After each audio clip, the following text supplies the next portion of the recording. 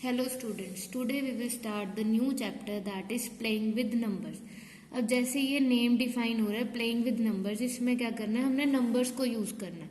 इसमें कोई डायरेक्ट कोई फॉर्मूला नहीं यूज हो रहा, कुछ कॉम्प्लेक्स चैप्टर नहीं है, बहुत इजी चैप्टर है. बस इसमें आपने थोड़ा सा माइंड यूज करना है. ठीक है, so let's start. Find the values of the letters in each of the following and give reasons for the step involve. जैसे आपको ये क्वेश्चन गिवन है, इसमें आपको दो लेटर्स दे दिए, जैसे इसमें ए और बी दे दिया. आपने अब ए और बी की वैल्यू फाइंड आउट करनी है और उस हम जो वैल्यू लिखेंगे उसका रीजन भी हमें पता होना चाहिए कि हम क्यों ये वैल्यू ले रहे हैं. ठीक है, तो अब हमें नंबर्स पता है. नंबर्स क्या होते हैं, 0 से 9 तक हमें सारे नंबर्स पता है, 0 1 2 3 4.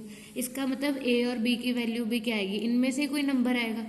तो जैसे फर्स्ट क्वेश्चन में क्या है, ये प्लस का क्वेश्चन है. ठीक है, a + 5 = 2. अब 5 में कौन सा नंबर ऐड करने पर 2 आता है, कोई भी नंबर, जैसे 0 1 2 3 अगर ऐड करोगे तो बड़ा नंबर आएगा. अब 5 में अगर मैं सपोज 7 प्लस करती हूँ, ठीक है, अगर मैं a को 7 मान लेती हूँ, ठीक है, 7 + 5 क्या होता है, 7 + 5 12 होता है ना.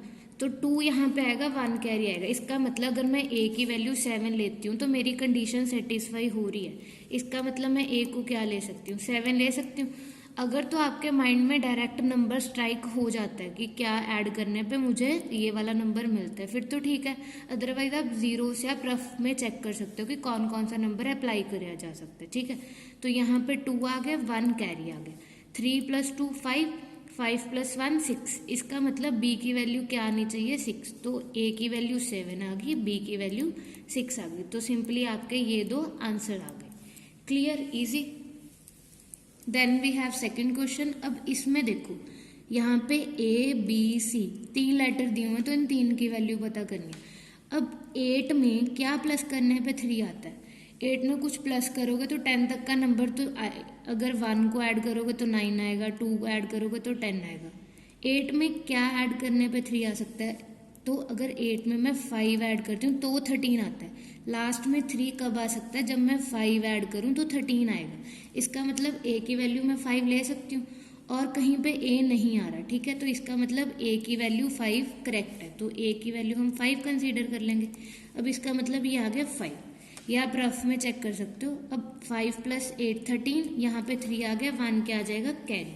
अब 9 + 4 कितना होता है, 9 + 4 13, 13 + 1 14, 14. इसका मतलब यहाँ पे क्या आएगा, 1 4. अब b की जगह पे 4 आ रहा है, c की जगह पे 1 आ रहा है. इसका मतलब b की वैल्यू क्या आ गई, 4 आ गई, और c की वैल्यू क्या आ गई, 1 आ गई. आप पेंसिल को यूज करके ये रफ वर्क कर सकते हो और ये आपके 3 आंसर आ गए.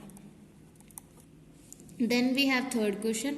अब इसमें चेक करो, इसमें a की लेटर आ रहा है a और वो 3 पोजीशंस पे आ रहा है. अब इसका मतलब यहाँ पे दोनों सेम नंबर्स के साथ मल्टीप्लाई करूँ और लास्ट यूनिट डिजिट भी सेम आना चाहिए. जैसे 1 1 ज़ा 1 होता है. अगर मैं 1 1 यहाँ पे करूँ, सपोज मैं a को 1 मान लेती हूँ, ठीक है, 1 ये कर लेते हैं, ठीक है, यहाँ पे 9 आ गया.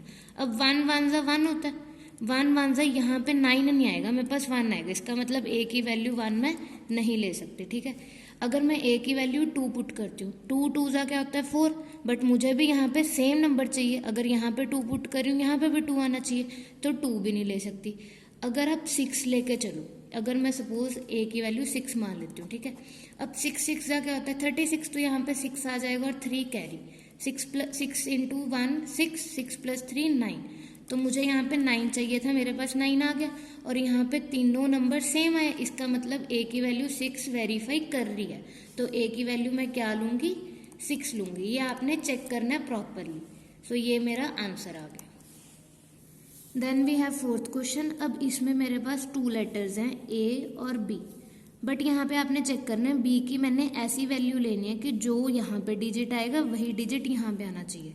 अब अगर माइंड में मैं, या तो आप क्या कर सकते हो, 0 से लेकर 9 तक सारे नंबर्स पुट करके रफ वर्क में चेक कर सकते हो, या आप थोड़ा सा ब्रेन को यूज़ कर सकते हो. जैसे यहाँ पे 3 है और यहाँ पे 6 है. अब 3 में क्या ऐड करने पे 6 आता है, 3 ऐड करने पे 6 आता है. तो अगर मैं a की वैल्यू सपोज 3 मानती हूँ, ठीक है, अब a की वैल्यू अगर यहाँ पे 3 है, इसका मतलब 7 में कुछ ऐसा ऐड करना है कि यहाँ पे 3 है.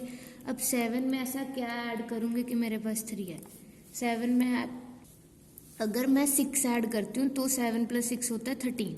बट अगर मैं एक बी की वैल्यू यहाँ पे 6 लेती हूँ, ये आ जाएगा 13, 3 और यहाँ पे 1 आ गया कैरी। अब ए की वैल्यू मैं 3 ले रही हूँ, 3 + 3 6 + 1 7, बट यहाँ पे क्या चाहिए 6। इसका मतलब क्या है कि मैं ए की वैल्यू 6 नहीं ले सकती, तो मैं ए की वैल्यू क्या लूँगी 2 लेती हूँ। अगर मैं ए की वैल्यू यहाँ पे 2 लेती हूँ, ठीक है, तो 7 में क्या ऐड करने पे 2 आता है, 5 ऐड करते हैं सपोज, ठीक है। 7 + 5 क्या होता है 12, तो यहाँ पे आ जाएगा 2 और 1 कैरी।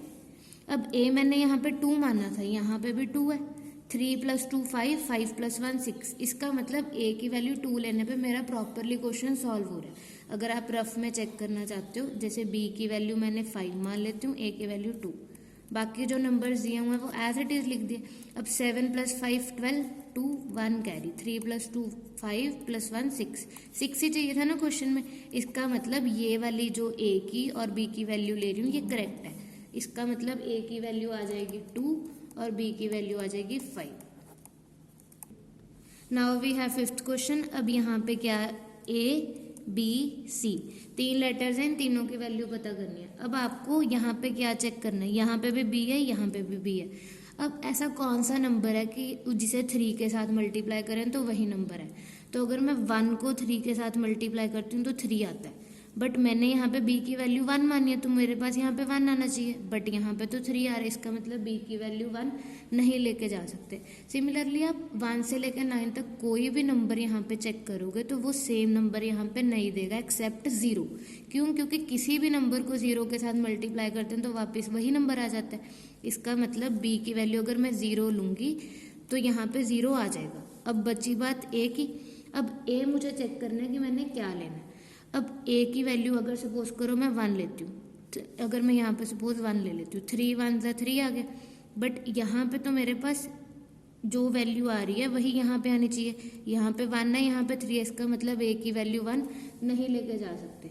तो अगर आप चेक करो, सपोज यहाँ पे हम लिख लेते हैं 0 3, अगर मैं a की वैल्यू 5 ले लेती हूँ, जहाँ पे a है उसकी जगह पे मैंने 5 लिख लिया। अब 3 0 = 0, 5 3 = 15। अब जो यहाँ पे नंबर है वही यहाँ पे आया ना, मुझे यही चाहिए था। अगर यहाँ पे a है तो यहाँ पे भी a होना चाहिए, सेम नंबर है। और c की वैल्यू भी मेरे पास आ गई, क्या आ गई 1। इसका मतलब ये वाली वैल्यूज मेरे क्वेश्चन को वेरीफाई कर रही हैं।